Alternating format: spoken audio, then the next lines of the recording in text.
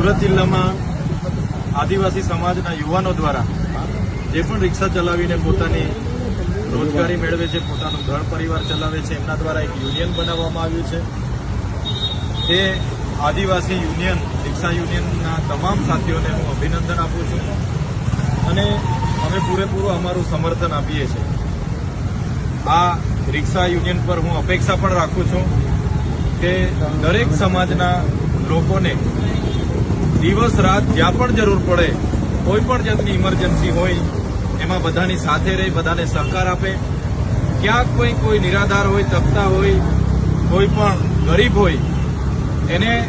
તકલીફ પડે ત્યાં પણ બધા ઊભા રહી અને તમામ સુરતમાં જ્યાં પણ કોઈ નાની મોટી ઘટનાઓ ઘટે એના ન્યાય માટે પણ બધા ઊભા રહે એવી એમને પણ અપેક્ષા રાખું છું. એ યુનિયનને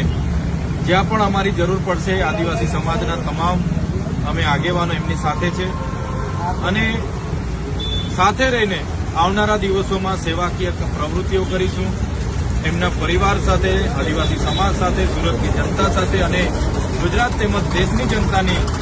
સેવા, સારામાં સારી સેવા રિક્ષા યુનિયન પૂરી પાડે એ જ અપેક્ષા સાથે આજે અમે એ રિક્ષા યુનિયનના તમામ સાથીઓની મુલાકાત